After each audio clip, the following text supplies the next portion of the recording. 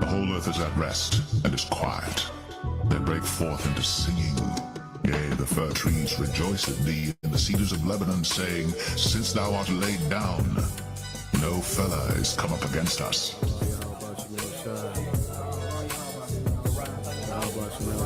The glory of Lebanon shall come unto thee, the fir tree, the pine tree, and the box together, to beautify the place of my sanctuary. And I will make the place of my feet glorious. Because the Lord is going to restore everything. You're going to have a total different vibration on the earth, a total different smell. You're not going to be walking down the street and smell shit and piss, you know, and no foul odors or nothing like that, because the lungs of the earth are going to be given back to it, which is all these trees and all of these flowers, and it's going to be a whole total different vibration. You know, you're going to see the aura and how things are going to change and how elevated things are going to be. Our senses are going to be heightened, you know? Everything about us is going to be glorified. Behold, I create new heavens and a new earth, and the former shall not be remembered, nor come into mind. But be glad and rejoice forever in that which I create. For behold, I create Jerusalem a rejoicing, and a people a joy. And I will rejoice in Jerusalem, and joy in my people. And the voice of weeping shall be no more heard in her, nor the voice of crying. There shall be no more thence an infant of days, nor an old man that hath not filled his days. The child shall die 100 years old. But the sinner, being 100 years old, shall be accursed. And they shall build houses and inhabit them, and they shall plant vineyards and eat the fruit of them. They shall not build, and another inhabit. They shall not plant, and another eat. For as the days of a tree are the days of my people, and mine elect shall long enjoy the work of their hands. They shall not labor in vain, nor bring forth for trouble, for they are the seed of the blessed of the Lord, and their offspring with them. And it shall come to pass that before they call, I will answer, and while they are yet speaking, I will hear. The wolf and the lamb shall feed together, and the lion shall eat straw like the bullock, and dust shall be the serpent's meat. They shall not hurt nor destroy in all my holy mountain, saith the Lord. The Lord said that on the Heavenly Father's right hand there are pleasures evermore. And it says that I have not seen, neither ear heard the things which the Lord hath prepared for them that wait for him. You know, there's a whole another world of greatness that awaits us when the kingdom of heaven is established. It's not seen in this society. In this society, we only see carnal things that reason offers in this society. But when the kingdom is established, the Lord is going to open us up to a whole nother world, you know, of pleasure, of knowledge, of wisdom, understanding, you know, just, I mean, can't even be put into words, you know, because our imagination only goes but so far.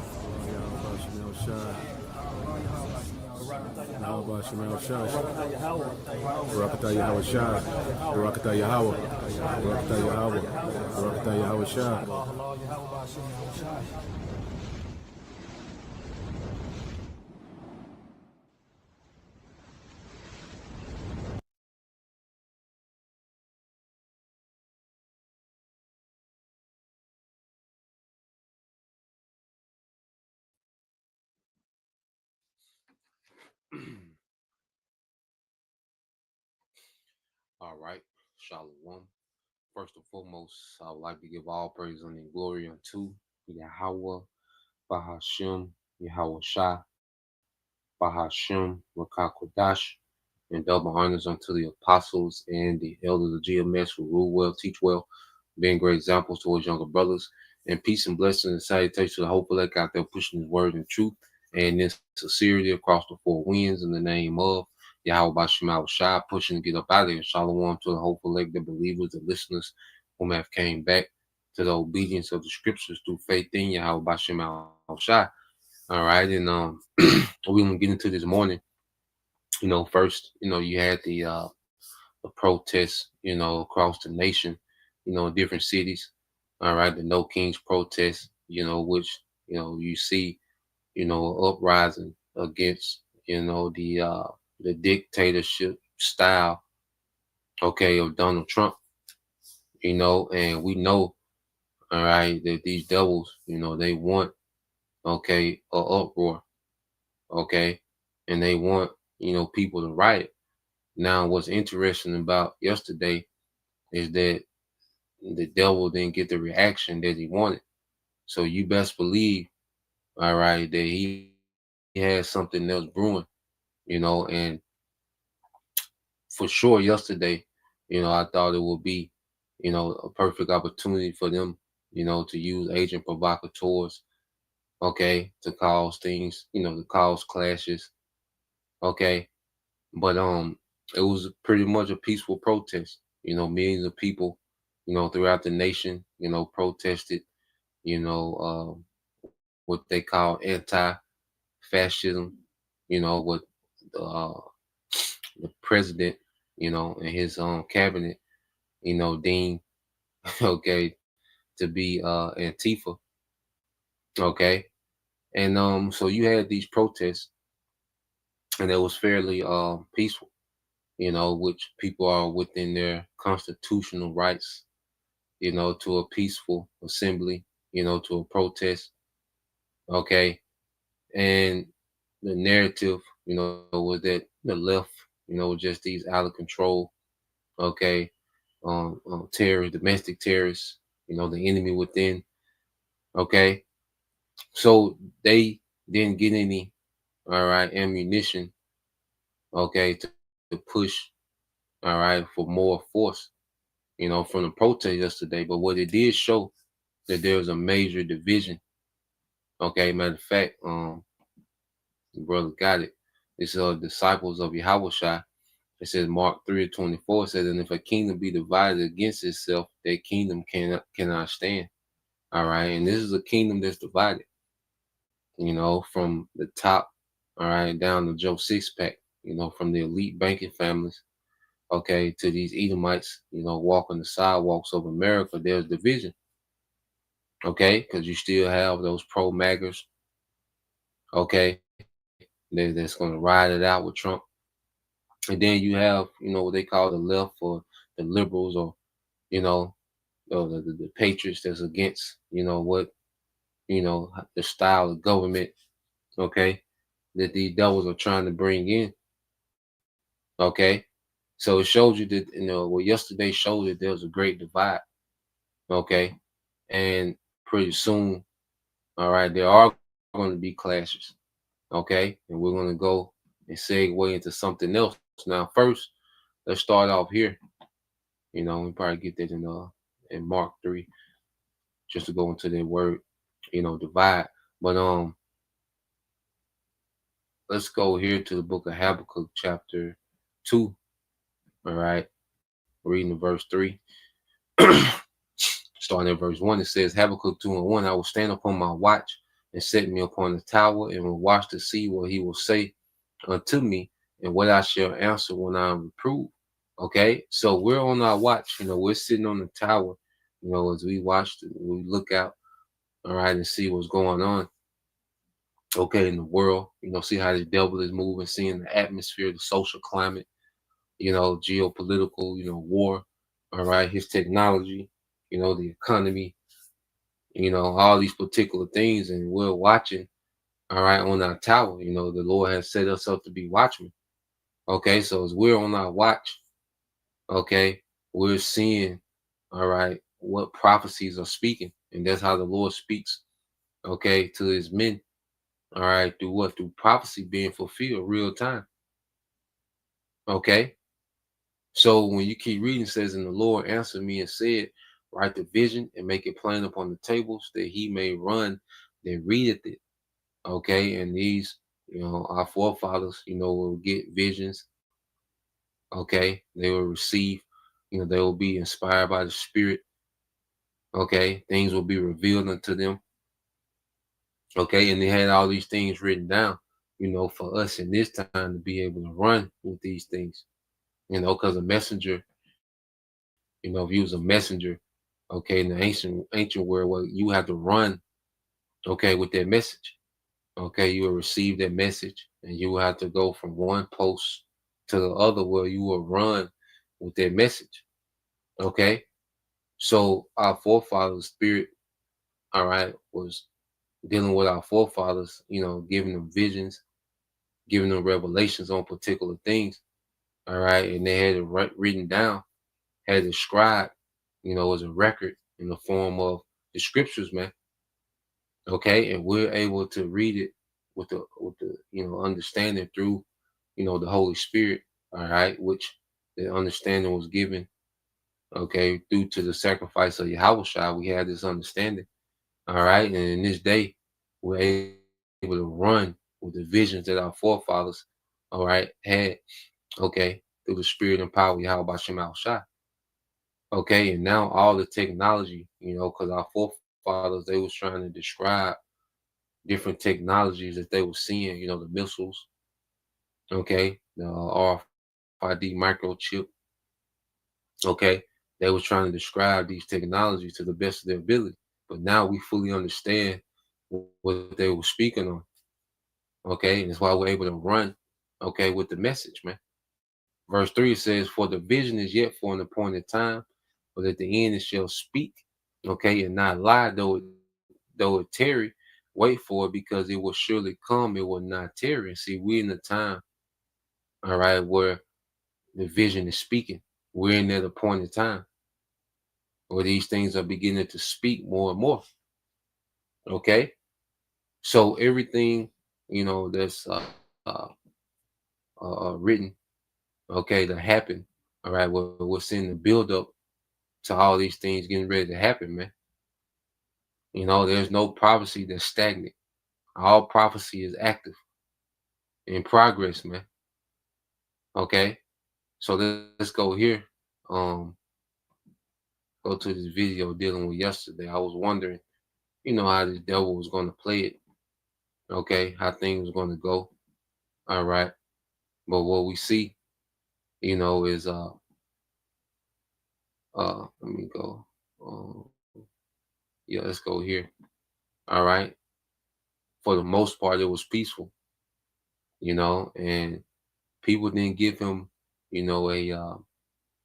ammunition, okay, to proclaim, that people are unruly and more force needs to be had.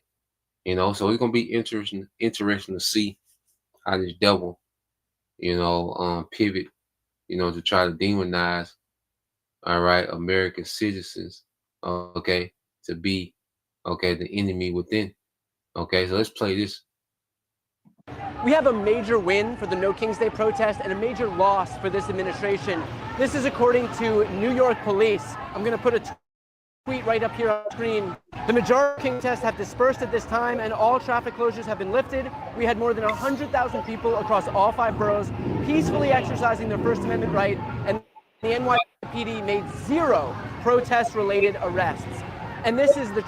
Now, what you see in local law enforcement, okay, are beginning to stand with the people. And ICE is being looked at as the villain. Okay, there's another, dynamic that's forming. Okay, these local sheriffs and police chiefs, okay, are beginning to rally, okay, around the people. Okay, and let's say ICE is being looked at as the villain. So this gonna be interesting to see how, things play out. Okay, with this dynamic, that's in effect now. So let's play some more. Trend across the entire country. As you can see, I'm joining you from the downtown LA protest in Southern California. This has been completely peaceful. There's not been a single disturbance. To be completely candid, I was even worried coming here, given the spate of violence that's occurred across the country and the rhetoric that's been amped up at the hands of Donald Trump and his administration. But this has been completely peaceful, and it's a blow to this administration because they were relying on this idea that this entire No King's Day protest is some Antifa-filled hate rally, and that the left is just filled with domestic terrorists who are seeking to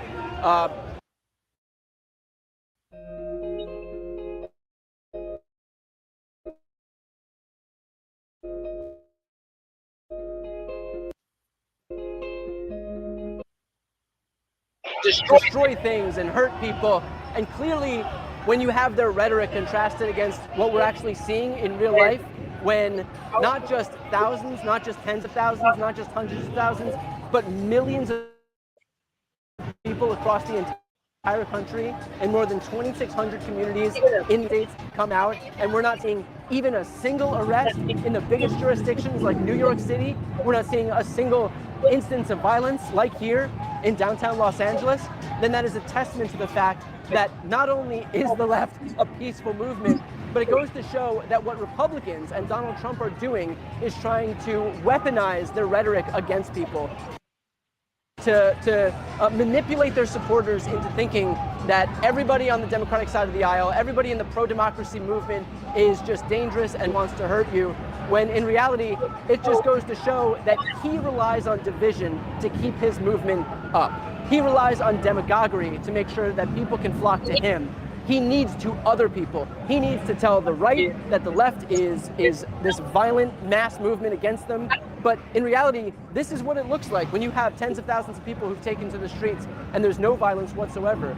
And yes, I'm sure that there are people from the right here. I'm sure that there's people from the center here. But again, and the devil, just as he said, he needs a boogeyman, all right, that he's protecting the world from, and then and this whole Antifa, okay, propaganda, okay, is the boogeyman, the new boogeyman that, all right, he's been trying to hype up, okay, and present himself, okay. See, what they do, they present the boogeyman, okay, and them using, more force, okay, or becoming violent or, okay, draconian, all right, will look like he's solving the problem, okay.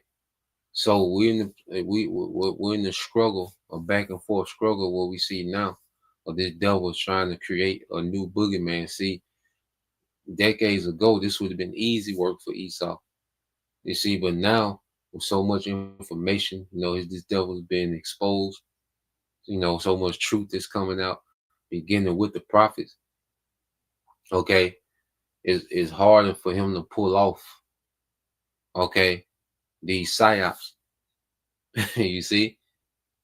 So, it's going to be interesting to see what's his next move, okay, to hype up the boogeyman of Antifa, okay. And like we're seeing local law enforcement begin to join in solidarity, okay, with his local, all right, citizens, man, okay.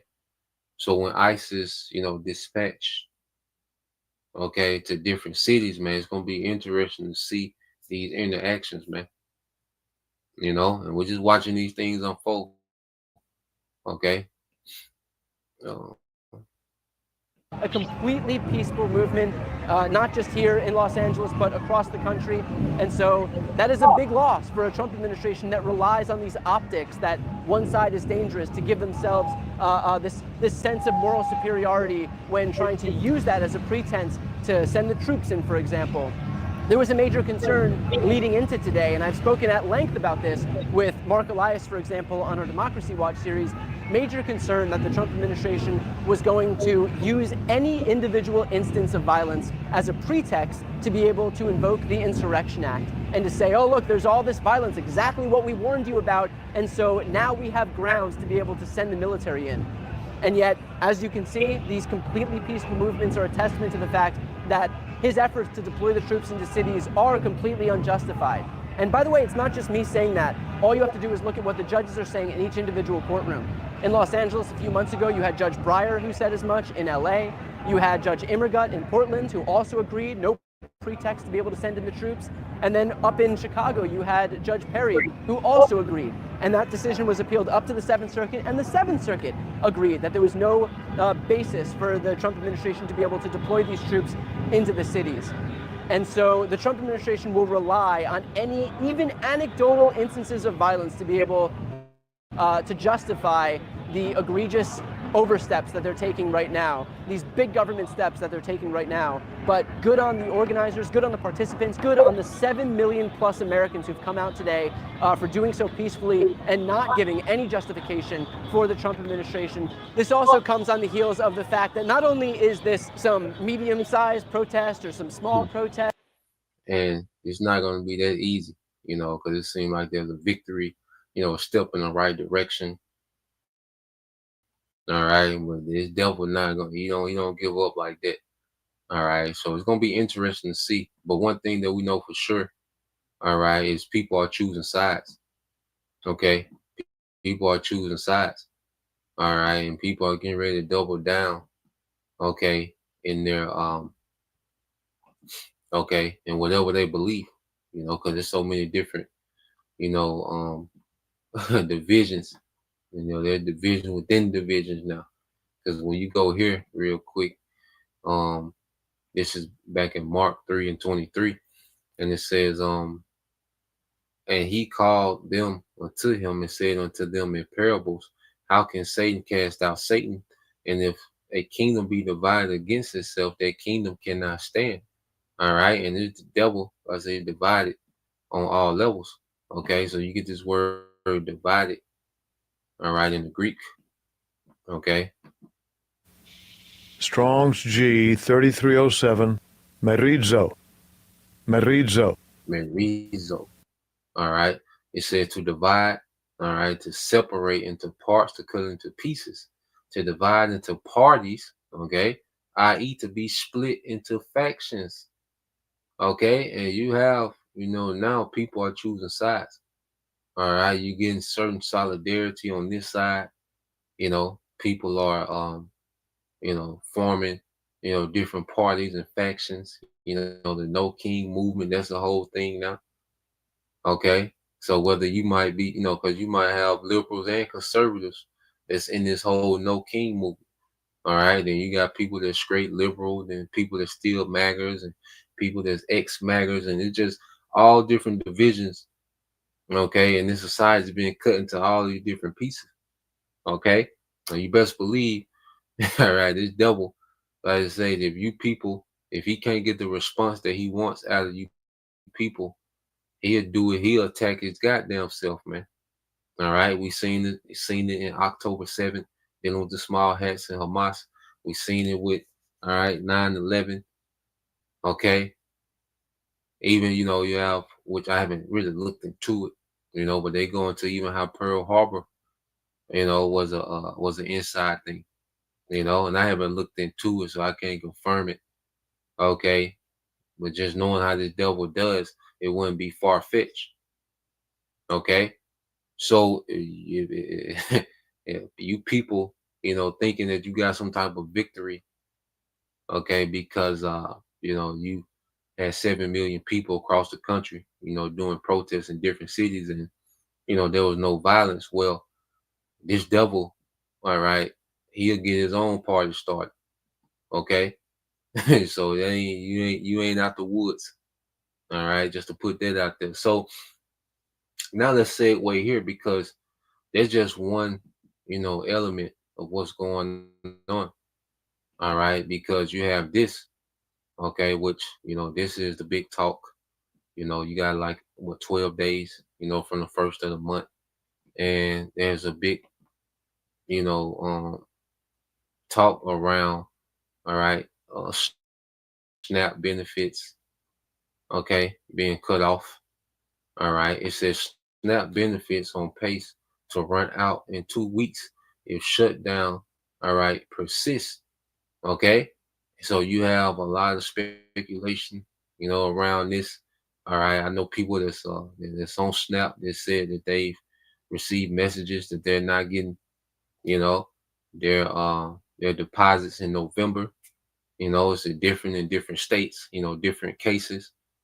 Okay, but we do know one thing, as the scriptures say, the vintage is failing.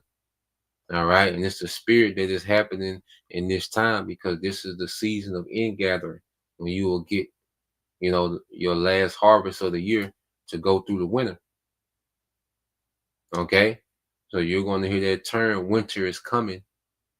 Okay, more often, man.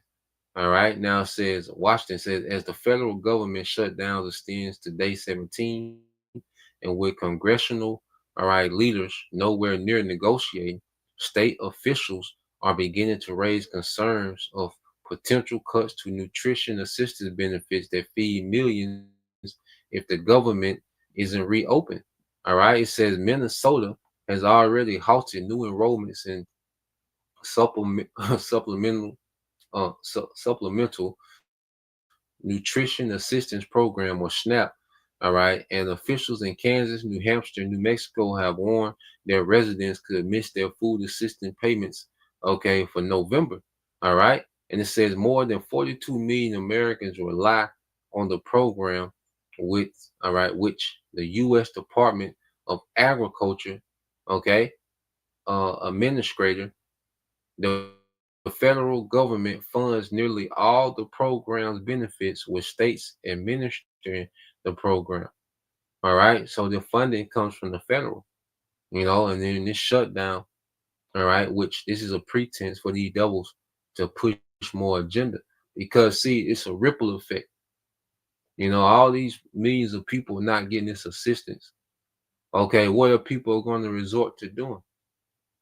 Okay, they're going to resort to doing whatever they got to do. Okay, it's really finna be a get it how you live environment, man. If this thing continues, so you have that ripple effect. And see, whenever you go to war with somebody, what do? You do a siege. Okay, so what we're seeing, this is nothing more than a modern day siege.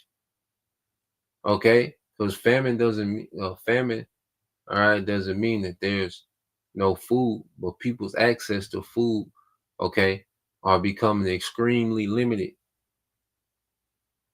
Okay, and remember, this is war. Okay, you see, you people don't understand your government is at war with you, and this Western society, especially over in America, is highly dependent on the government. You see, all these things, that all these perks, that come with this devil's government. Well, he's the devil. Okay, so this devil made you dependent on him for the sake of leverage. Okay, he doesn't give a damn about 42 million Americans, starving. He doesn't care about everyone in America starving. He doesn't care about no one starving except those elite. Okay, those few elite families, man. This man don't give a damn. Okay, people on here talking about, see, why the children gotta suffer. This nigga don't care. Okay, and people finna find out the hard way. All right, it says agriculture security secretary, so like agriculture secretary Brooke Rollins warned Thursday that SNAP will run out of funds in 2 weeks if Congress fails to strike a deal and end the government shutdown. Okay, it says you're talking about millions and millions of vulnerable families, of hungry families that are not going to have access to these programs because of this shutdown, she said outside the White House, Thursday. Okay, it said USDA could not be reached for comment Friday. Okay, so USDA has directed regional SNAP directors to stop working on benefits for November, according to an October 10th letter, by Politico, written by the program's acting associate, administrator Ronald Ward. Okay, considering the operational issues and constraints that exist in automated systems, and in the interest of preserving maximum flexibility, we are forced to direct states to hold their November issuance files, and delay transmission to state EBT vendors until further notice, Ward wrote. This includes ongoing SNAP benefits, okay, and daily files, man. So November 1st, you can see a huge, disruption, okay, in SNAP benefits, and that's looming. All right. If government doesn't come, to some type of agreement. So it just depends on how these devils want to play it. Do they want to, let it ride out, let it get chaotic, you know? Hey, we'll see, but eventually all these things are going to fail anyway. Okay? Eventually all these things are going to fail. Okay?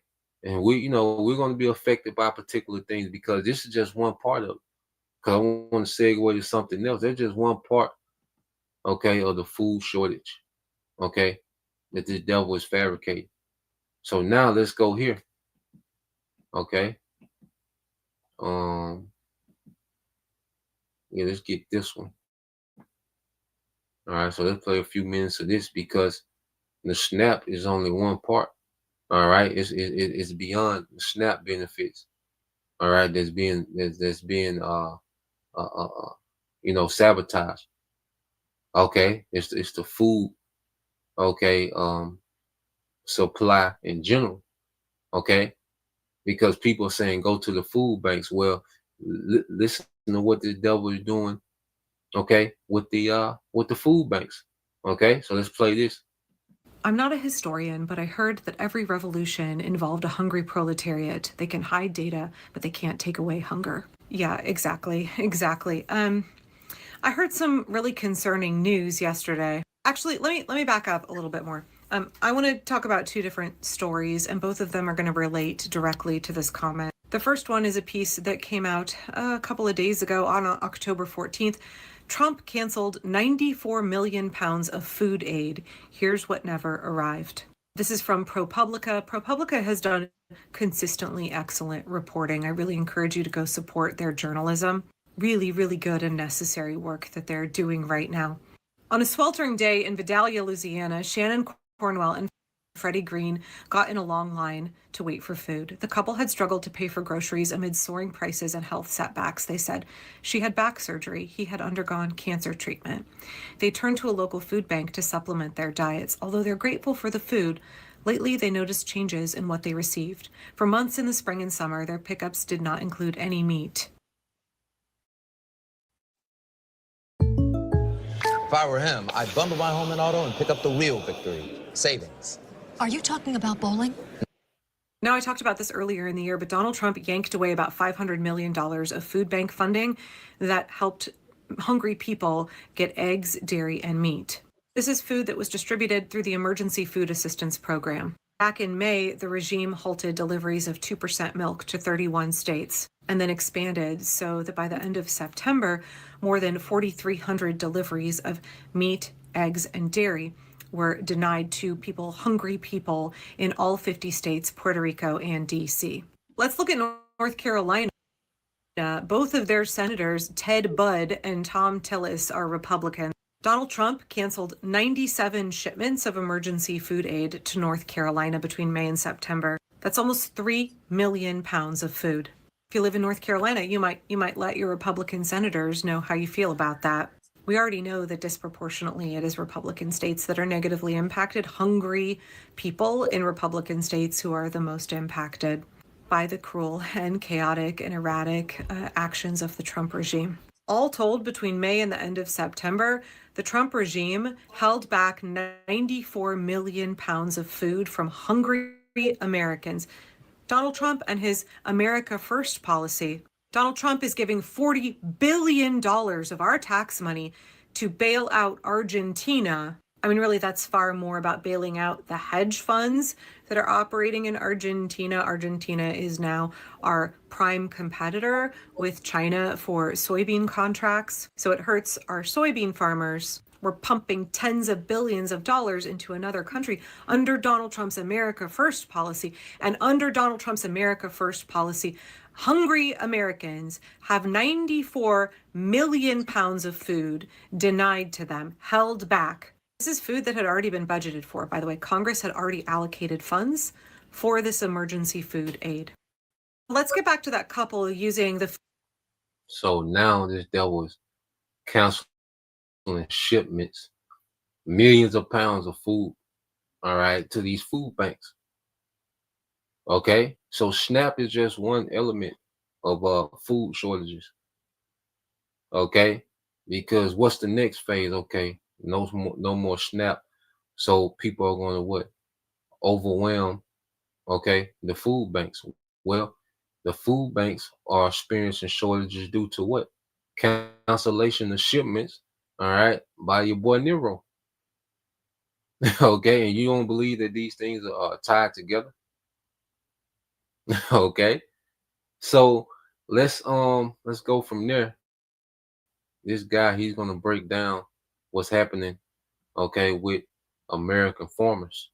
Okay, all right, these commercial farmers, okay, they're pretty much, all right, feed the nation. Now, where we at?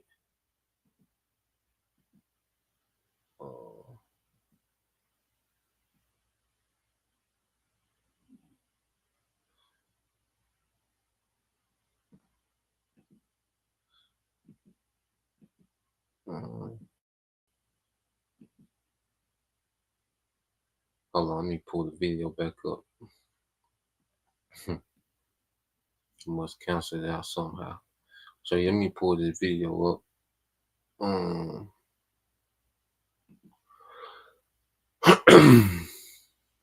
Find the video. So yeah, I got this video. So this guy, you know, he's gonna break down. This is off the Kim Iverson show.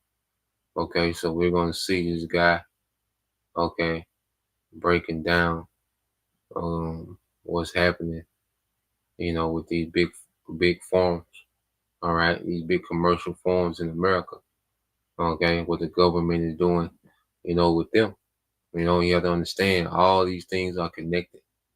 All right, so these food shortages are going to affect more than just those, all right, that are on EBT. Okay, so let's wind this one back. All right, I thought I had it pulled up, but I got it saved on the history. But here we go. So now let's listen to him. You know, so snaps, you know, could be heavily interrupted November 1st. Okay, you got food banks, okay, that are having millions of pounds of food, okay, being canceled, okay, by the government. And you have this that the government is doing, all right, with, you know, the food system, okay, dealing with farmers, all right. So this is Mayday, all right. America's food system is collapsing, you know, and all this is prophetic. You know, we'll get the prophecies in a minute. So let's play this. Joe Maxwell, welcome to the show. Thank you so much for being here. Oh, thank you, Kim. It's great to be on the show and appreciate your interest in this vital topic to us American farmers. Well, I think it should be a vital topic for all people, considering we all eat food, right? That's right. Okay, let's talk about what the problem is. What are the challenges that farmers are facing right now? Yeah. Well, I think it's important for everyone in the country to know, and you're exactly right. All of us are part of agriculture, right? Because we're eaters. Right now, the current agricultural policy system in the United States has failed.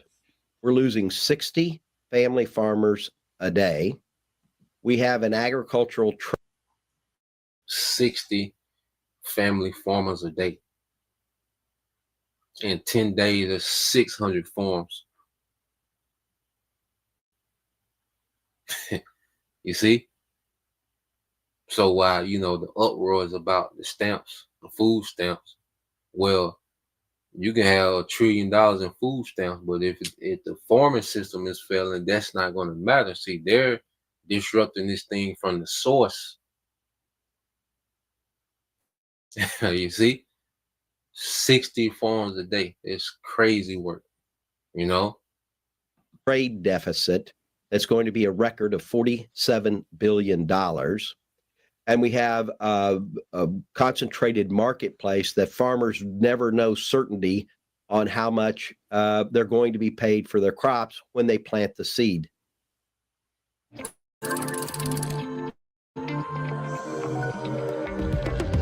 Welcome to Conga We now are involved in tariffs and trade wars and government shutdowns, providing only more cost, less opportunity to market, and greater uncertainty as we head into this next growing season. And finally, it's failing all of us because we are not feeding our citizens. Big Ag, the largest corporations, keep saying, we feed the world, the United States. The agriculture powerhouse of the United States does not feed even ourselves. We're importing 60% of our fruits, a third of our vegetables. And the tariffs on those items, consumers are seeing that at the grocery store. Mm-hmm. We have a sick population. We're unhealthy. Our food system is driving the negative results of health. So it's a failed system. And those are so a lot of farms in America are set up, to export its food to other countries. You see? So here it is, you already have less than 3% of the population that are farmers. Okay? And a portion of those farmers are set up, all right, to export food, all right, to other countries, man. Okay? This man is the devil that the Bible speaks of. Okay? The things that we're facing as farmers and as a public in the United States. Okay, it seems just right off the bat really concerning that we're importing a lot of our food. That doesn't seem like it's great for national security. I mean, we saw what happened during COVID with shutdowns. What happens if the supply chains crash? I mean, what if there's a world war, which we're constantly seemingly on the brink of? What would happen to our supply? What would happen to our food supply in the event of the supply chain breaking down? What would you say? Well, consumers would go to the grocery store and there wouldn't be anything on the shelves. We're in a serious national security and food security issue in this country, and no one on the Capitol Hill is talking about it. What they're talking about is additional bailouts. Know that the bailouts that the president's talking about now, based on the trade war, especially to soybean farmers, will be the third bailout in a year for these commodity crop growers. And it's all dependent upon exports. But when your largest buyer, China, of your soybeans says no, you don't have to wait for a war. When that largest buyer buys about half of the U.S. production, a little over, says no, I'm not buying from you anymore, and goes to South America, you're left with bins full and bankrupt farmers. This is the third bailout. What happens in the time of another pandemic or war? Consumers go hungry because we're dependent on that, our food to be brought in from somewhere else. We don't feed ourselves. We import food and we raise in America on our farms feed for livestock and crops for fuel, not food for people. It's a serious problem in America. Right. That was going to be my next question. Why are the farmers farming soybeans, for example, that they're reliant on China purchasing and then why are we importing the rest of our food? Like why aren't our farms growing food for Americans and we rely less on exports and less on imports? The largest grain traders, the Cargills, the Dreyfus, the Bungys in the world, they control most of the terminals. They buy the grains around the world.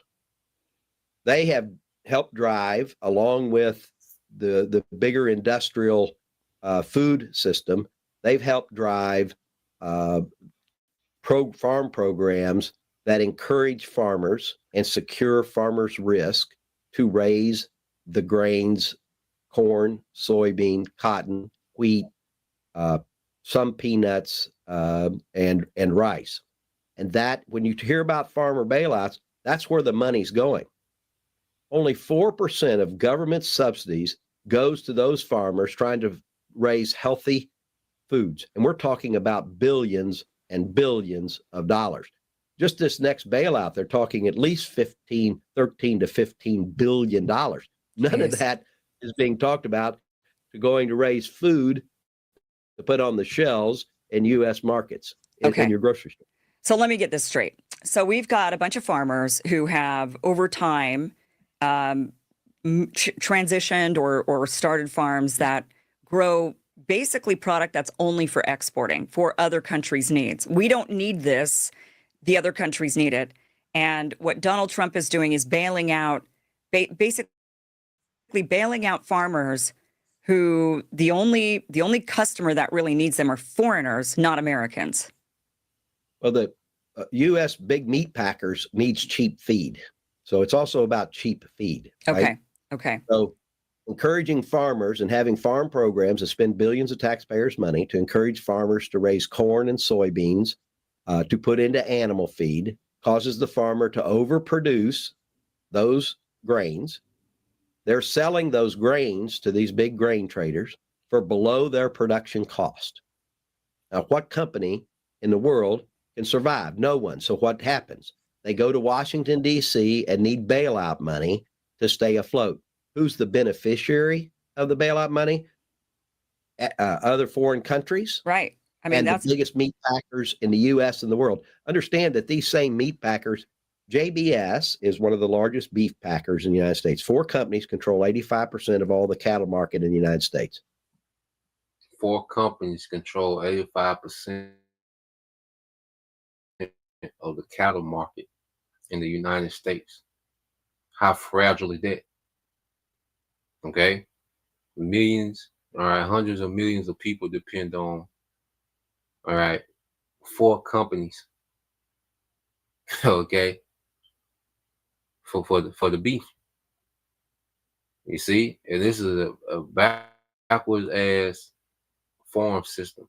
And see, this double tricked everybody, okay, off the family farm, you know, where you got what you call a agrarian society, okay, when, you know, most of the population is skilled in agriculture, okay, and he has put everybody in these suits and ties, okay, in these work uniforms, herded everyone into these cities, okay, these urban areas, okay, and now everyone is dependent on just a few companies, okay, when it comes to farming. All right, and these companies depend on the government to keep themselves afloat. You see, and you have like I said, a portion of those farmers, okay, they export, okay, they grow foods just to export abroad, which makes America have to import certain foods. Okay. Backwards as hell. Okay, but this is the system that the devil has set up. And see, no one is talking about this. See, everyone's talking about the snap. See, that's the back end.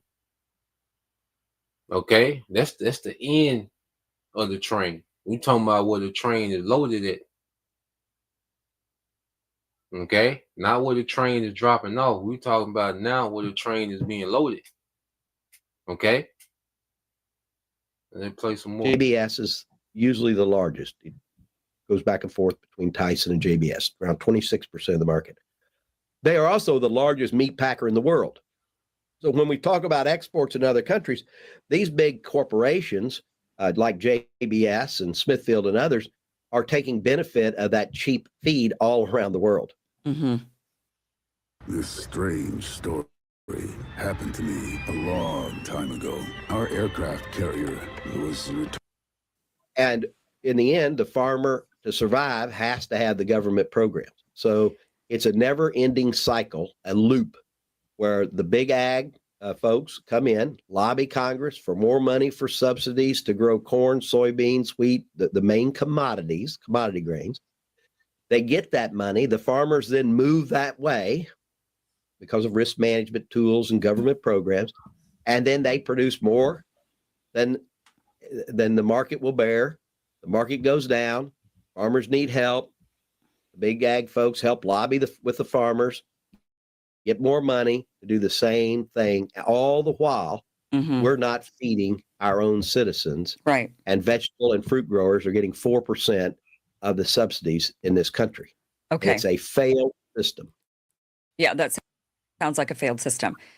And it's meant to be a failed system. Okay? Because they know, all right, that food shortages is going to be another avenue to create civil unrest. Now I looked up some things in Rome, all right, at the end of Rome, all right. So this is on the chat, all right, and I'll get this here, okay. The second Ezra 16:21 said, "Behold, victuals." This the brother GMS pray always hope for elect, the brother Corner Waff, Shalom, Makia.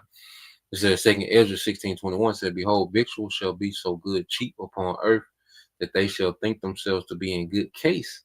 And even then shall evils grow upon the earth, sword, famine, and great confusion." Okay, so while people, all right, are still able, to have this convenience of, grocery stores, okay, food delivery, apps, okay, buffets, you see, they're not understanding, okay, what's being happening, or how, the government is dismantling, all right, the food supply, okay, from the top at its source, okay. All these TikTok videos about bragging about how much food stamps you're getting and what you're buying, and the kids dancing in the background, and you know, you see, all this was being done while these devils while these devils are dismantling the whole thing from the farm. They're sabotaging the farms and this whole agricultural, all right, industry, which is very fragile. Okay, so people are not understanding that it's going to be it's way beyond SNAP benefits. Okay, that's the back end. Okay, this devil is sabotaging the front end. You see, and then what? And shortages. This is going to cause what? People to get violent. Okay, we're gonna get into that. All right, first, it's your brother Bayon Yasha Allah. All right, 144. Second Ezra 16:22 said, "For many of them that dwell upon the earth shall perish of famine, and the other that escape the hunger shall the sword destroy." Man, so it's prophesied that a lot of people going to die by famine, which means access to food, okay, is going to get extremely scarce. And then those that don't die by famine, okay, because if you got any type of stockpile, guess what? You're a target now. You're a target now. But see, the Lord says we're going to be good. If the brother can post that, second Ezra 2 and 27 and 28, Bakusha. And see, we trust in this. Okay, we know that prepping, okay, is not going to be the answer.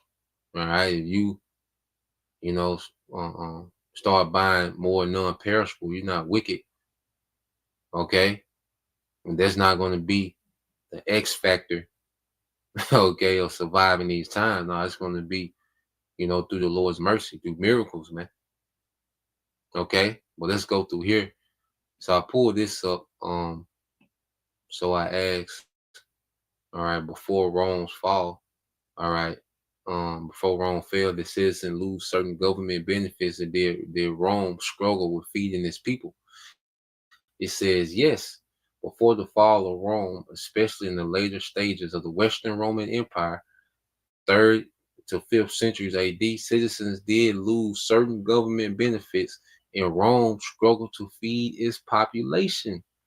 These were symptoms of deeper economic, all right, political and military problems, okay, that contributed, all right, to the empire's decline. And if a brother can post that in the NLT, Ecclesiastes 1 and 9, all right, because this is going to sound extremely familiar when we go through this. It says loss of government benefits in earlier periods.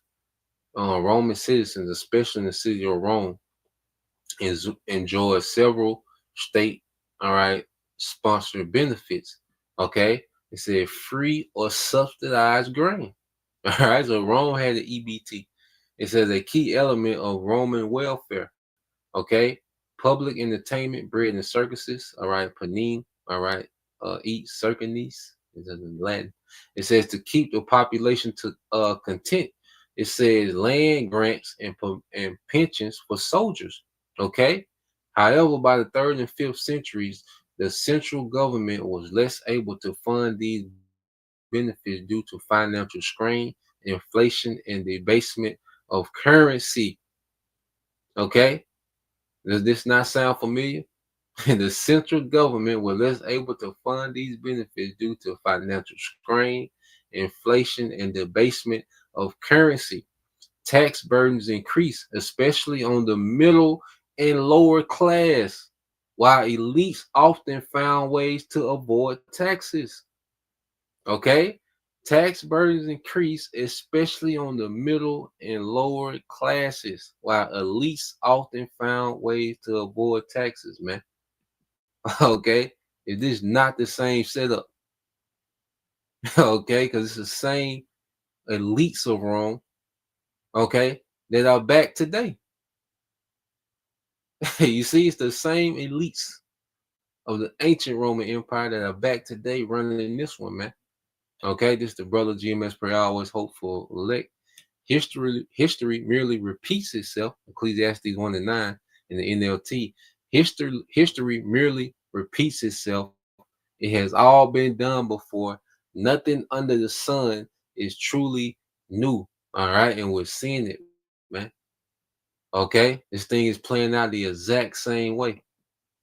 Okay, it says local officials were increasingly expected to fund public services out of their own pockets, okay, leading to the avoidance of public, all right, office. Rome and other cities, and that's the thing. It says local officials, and that will be like your state officials, because now, all right, you have Republicans saying, well, look, let the state take care of, these SNAP benefits, because right now the feds, okay, they finance, certain benefits. Okay, so you have, you know, especially the Republicans, which is all the same. All right, but they're saying, well, look, let the states fund these things, and the states don't have the surplus, okay, of capital as the Fed does. Okay, so it's an intentional sabotage for this thing to fall. Okay, it says Rome and other cities face major problems feeding their populations in the empires later centuries. The grain supply from Egypt and North Africa, Rome's breadbasket, became less reliable due to political instability, attacks by pirates and enemy tribes, loss of territory to invading groups. Transportation system degraded, roads and ports fell into despair, making it harder, all right, to move grain. All right, so infrastructure was poor. Okay, logistics, to move food became poor.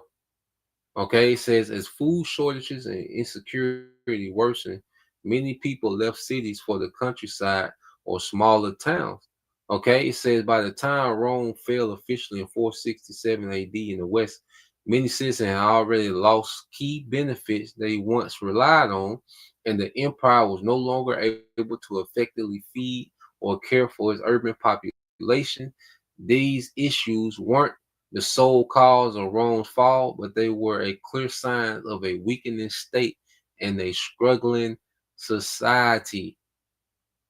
Okay? Nothing is new under the sun, man. And this is Rome reloaded, going through the same phases, okay, of a fall. Okay? So let's go here. Let's get some precepts, brothers. We're getting, I want to get these as well, because now, you see, this is the result. Let's play this video, and then I'll now this from the beloved brother Amawan Gabar. All right, the elder brother Amawan Gabar out there in the main camp. I just want to play the beginning of this video, because so this is the results. okay, of what these devils are doing behind the scene.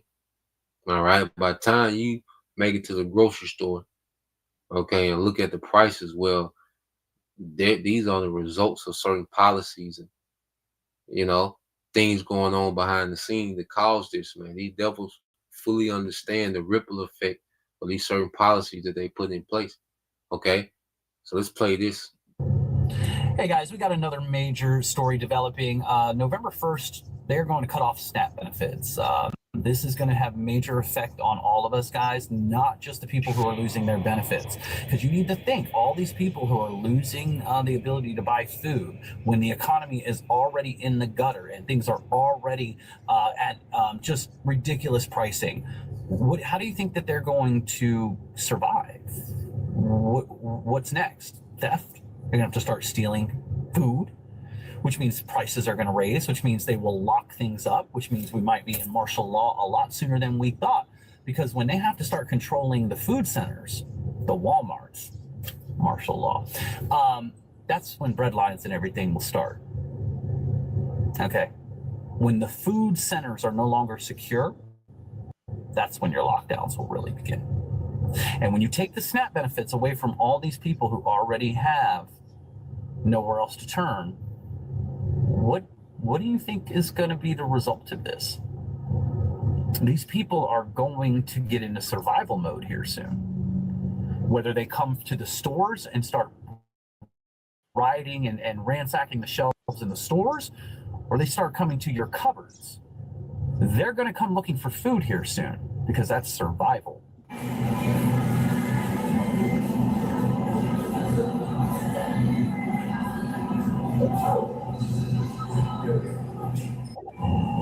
I usually don't do a TikTok in a grocery store, but it's after church and everybody's shopping. So I said, well, I'll make some, ground meat and pasta later today.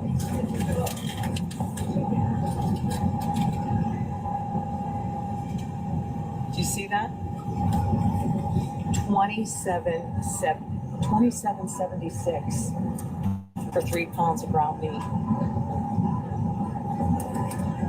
Oh my God. Looks like we're going to have to start eating a lot more carbs. Or maybe going vegan. I mean, thank God it's just me and my husband. But wow. These are like $30 a pack. Unbelievable. I'm about to shit a literal brick right now. I'm at Food Lion. These prices are fucking insane. Boneless beef chuck steak, $82.99. $0.83 and $99.99 a pound. Look at this. Look at this. This is crazy. That's fucking insane. Hey, I got a question. Is this for real? Like, me and my husband are arguing over it to see if that's a legit price or is it messed up?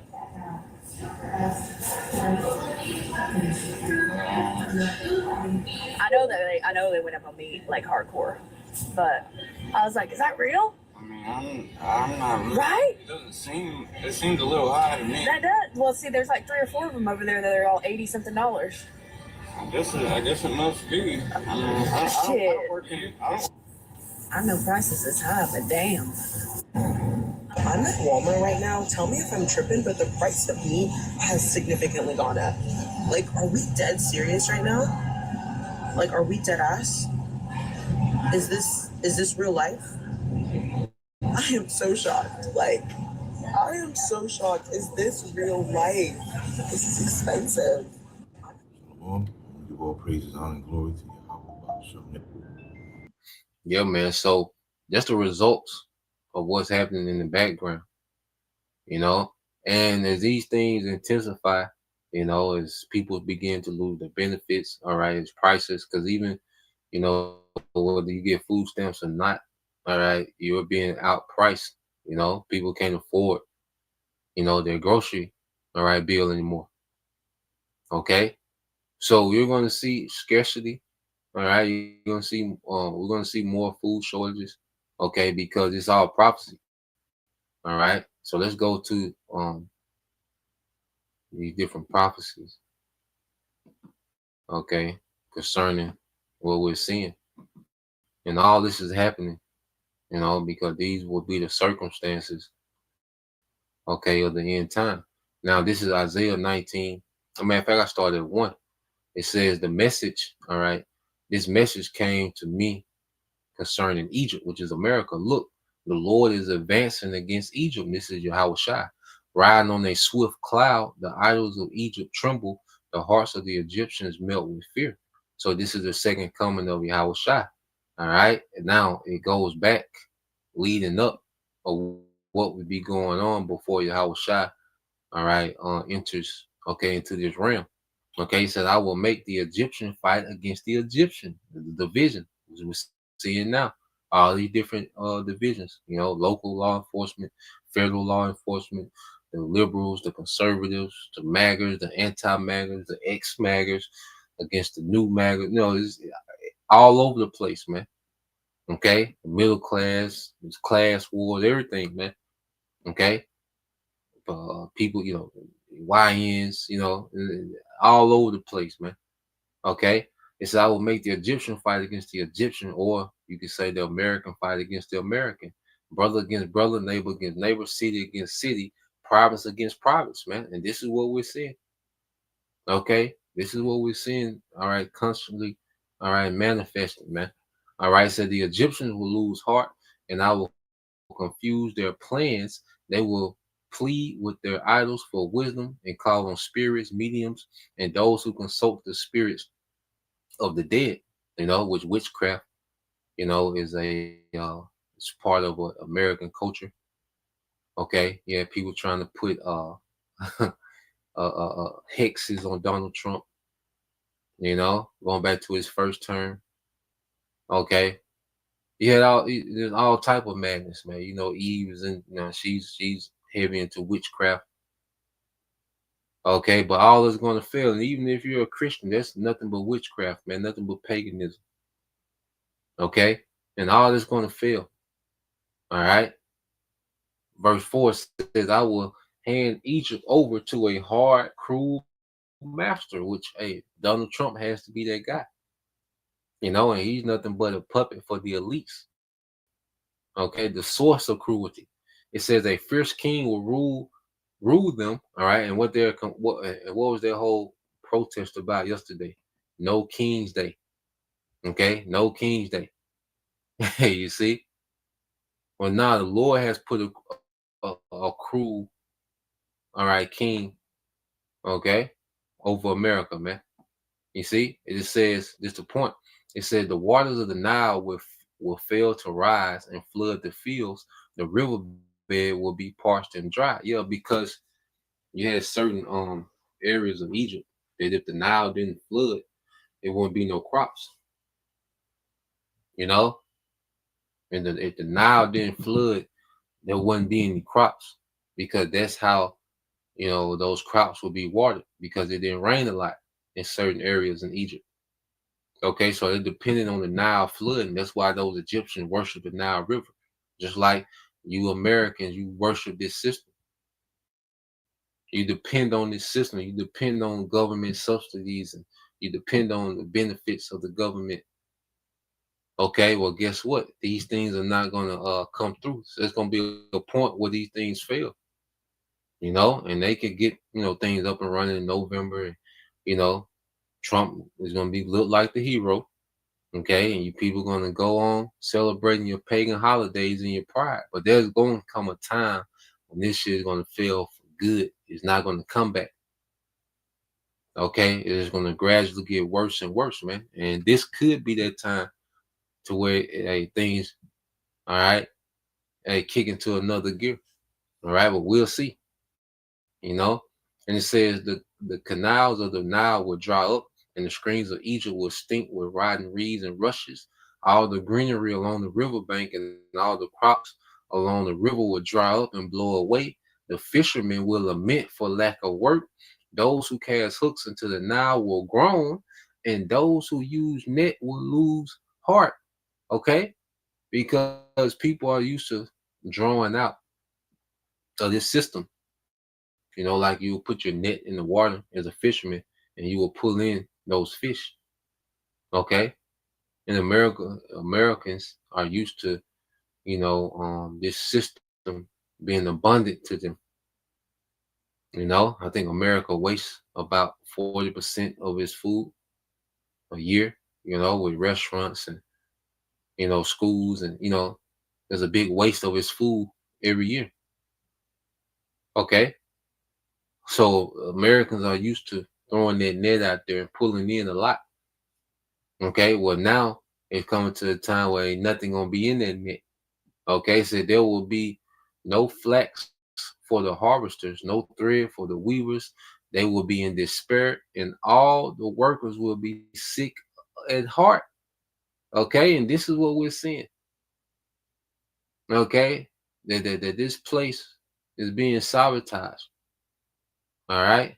And all these different industries, okay, all these conveniences that have been enjoyed, okay, in America is finna dry up. Okay, let's go here to I got that in the NLT, 2nd Ezra 15, and explain exactly the times that we are in. Okay, and it's just going to intensify. All right. So you go to the book of 2nd Ezra chapter 15, and this is in GNT. Okay. It says the whole land, all right, will be in mourning. Well, I started at 11. All right. It says, I will use all my strength and power to bring them out of the land, and this is the elect. You see, we got a promise of a deliverance, and we got a promise of provisions in these times. This is what we believe in, because this is going to affect us all. Okay. But we take joy in knowing that he is. This is when we really gotta believe that he is, man. And it says, I will bring disasters upon the Egyptians. You see that there's no good news for you Americans, man, as I did earlier. So he's gonna plague Egypt as before. So just like he played ancient Egypt, well, he's getting ready to plague this Egypt, America, spiritual Egypt. All right. And I will destroy their country, and that's with the nukes. Okay. The whole land will be in mourning. It will be shaken to its foundation when I, the Lord, strike it and pound on it. And see, the Lord is going to pound this place, right? Before he pounds it with missiles, he's going to pound it with plagues, with poverty, with famine, with violence, pestilence. Okay? It says the farmers will mourn because their seed will fail to sprout, and their trees will be destroyed, all right, by blight, hail, and terrible storms. The world and the people in it are doomed. Okay. You see, this age is doomed because of the judgment that's come. We're in that time of doom. Okay. It said the war that will bring their destruction is very near. Nations will arm themselves and fight other nations. Okay. Which you're going to have, strife on every level, nations against nations, states against states, communities against communities, the urban versus the rural. Okay, it's going to go down on every level. It says there will be great political turmoil with one group trying to overpower another and gain control while ignoring the legitimate government, man. Okay, you're going to see a lot of, it's going to be a lot of areas, under the control of certain militias, under control of certain mercenaries, certain factions. Okay, it's finna get different out here, man. It said there will no longer be free access to the cities, martial law, because the struggle for power will bring destruction, terror, and total confusion wherever people live. Driven by famine and terrible suffering, people will assault their neighbors and mercilessly plunder their possessions. Okay, these are the times that we're seeing formulate. Okay, right before our eyes, man. Okay, and in the midst of this, we have to trust that he is. Okay, let's get this. Your brother Boyan Yashala 144 says 2nd Ezra 2:27 says, be not weary, for when the day of trouble, all right, and heaviness coming, others shall weep and be sorrowful, but thou shalt be merry and have abundance, man. And we have to really believe in that. And we know that he's more than able. That's light work, man. Okay? And this is why this grace period was for us to get and be getting in good standings with our power. Okay? Doubling down on righteousness, man. This is our life. This is what, because this is going to be the only thing that matters is, all right, our good standings with our power. This is going to be the only thing that's going to matter, man. Okay? 2 Ezra 2:28 said, the heathen shall envy thee, but they shall, but they shall be able to do nothing against thee, says the Lord, man. So we're going to be in a good case, man. We're going to be persecuted, we're going to be tried. We got a straight gate. Okay? We can't, shun to declare the whole counsel of the Lord. So there's going to be a straight gate that we have to go through to get to these benefits, but we have to believe, all right, that he is, and the Lord's going to provide. Those provisions are already there. All right. We don't have to overwhelm ourselves with trying to prep. We definitely don't have to bend the knee to this goddamn beast system. Okay. The Lord going to provide, man. And we fully believe that. All right. And we got to constantly push that, So that was the point, just wanted to get into that this morning. Lord will, you brothers, all right, and you sisters edified once again. I want to give all praise, honor, and glory unto Yahweh, Bahashem, Yahweh Shah, Bahashem, Kakadash, and double honors unto the apostles and the elders of GMS who rule well, teach well, being great examples towards younger brothers, and peace and blessings, salutations to the hope of that. Shalom.